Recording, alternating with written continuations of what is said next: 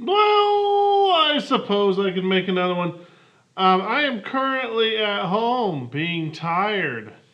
But now I'm not. Here I am at school. So here's the lab, okay? So you've got a lab that you're going to do with these little tiny cars called tumble buggies. The reason they're called tumble buggies is because they have a windshield that goes in there, and when you go like this, they fall over, and it's great. But anyway, what we're going to do today is we're going to try to find the speed of this little tumble buggy by doing some basic mathematical mumbo jumbo. So how we're going to do that is we're going to start up this baby. Oh, yeah, it's so strong. Anyway, what we're going to do is we're going to take this little car, we're going to let it run over a certain distance, and we're going to time how long that takes to go that certain distance. And if you recall, speed is equal to distance divided by time. So we're measuring the two quantities.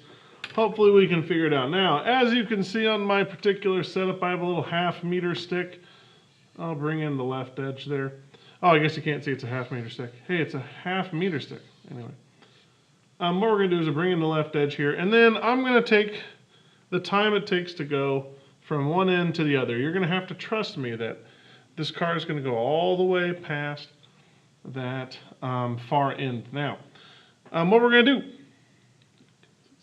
how did that show up? I couldn't even see it. Anyway, so here we go. All we got to do for this lab is we take our car, we choose a distance. Like I said, I'm going to choose half a meter, and I'm going to time how long that takes on my little cellular device watch. Okay, so here we go. And a 1, and a 2, and a 3. All right, and then you go. Okay, it's starting, and boom, it just finished. Neat. Cool. 2.32 seconds. Now, here's the deal. You guys are going to be measuring a much further distance, so your number should be a lot better than mine. But might as well put that into the old data sheet. Now, it looks like the white balance is really good. So that means we're going to have to like zoom in mid. Oh, man, that actually worked. I wasn't expecting that to work. All right, so we went 1/2 of 1 meter, okay? Now, you guys might be very tempted to write 50 centimeters, but I say distance in meters. You can see it on your little lab sheet there. So 0.5 meters, neat. Now, time, as it says on my little cellular device, it says 2.32 seconds. 2.32 seconds. Now, to find the speed for this particular trial, all you must do is take the distance and you must divide by the time. So my distance is 0.5 meters, and I'm going to divide that by my time, divided by 2.32 seconds. That gives me a speed of 0.215.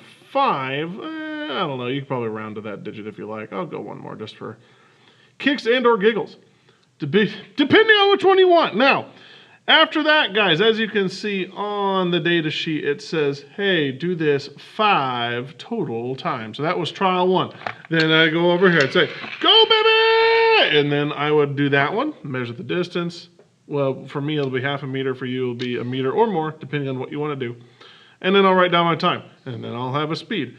The likelihood of it being exactly the same is very low. So that's fine. That's fine, though, because we're trying to figure out what the average speed of this buggy is. Okay? So we're trying to find the average speed. At the end, you'll have a bunch of data in here, and you'll have a big list of speeds. At the end, you're going to average out those speeds, average of this speed. There it is. All right, and then you'll do the old average, right? You add up all the bits. Add up all the trials, 1, 2, 3, 4, 5, and divide by the number of trials. So that'll be whatever it is divided by 5. Okay, cool. So that's step 1. Now, there's a second part to this particular thing that says predict the distance it will go in a certain amount of time. Well, how you do that is you now have an average speed for this particular device, okay? V equals speed equals change in position over time. So what it's saying is if you know how fast it goes and you know how long it's going to travel for, you should be able to predict how far it goes, right? And that's kind of the way it works when you're driving a car, right? You're going 50 miles an hour, okay, and you travel for 3 hours. Well, the likelihood is that you will probably go 150 miles, right? That makes sense. So now we're going to do the same thing with this. We're going to have an average speed. Let's just say for the sake of my problem that my average speed is 0.22. Okay, just for the sake of argument. Okay, 0. Oh, everything's all not cockeyed. 22. Okay, meters per second. That's my average speed. Then let's say I wanted to let it go for 5 seconds. Okay, so for 5 seconds, how far should it go? Well, based on our equation here, like we just discussed, you take your speed, 22 meters per second, you algebra yourself an equation, you multiply by your time, times 5 seconds, and that should give us the number of meters. Now, I'm going to go ahead and calculate that out just so you guys can see the full process. We don't skip any steps here. 1.1 meters. So if I were to let this little baby go, oops, that's not the right unit. 1.1 meters is the total distance it should go. Okay? So if we let this baby go for 5 full seconds, oh man, 5, count them, 5 full seconds, we should see it go 1.1 meters. Then, pencil comes into frame from the bottom. Enter, pencil, stage, bottom. Anyway, then what we will do is we will test this hypothesis, okay? You got your car. There he is. Sneaks in from the left. What you're going to do is you are going to let him go for 5 seconds, or not, you necessarily don't have to go 5 seconds. If you don't want, I'm just going 5 seconds here. You can go for 10. You can go for 15. You can go for 20 seconds. I don't care. Why is the balance is so weird? Anyway, so what you do is then you let this baby go for 5 seconds. And if it turns out to be 1.1, neat. The likelihood, once again, of that happening exactly, pretty low. But is it close? That's what you're trying to get here. Okay, so that kind of helps check your average speed.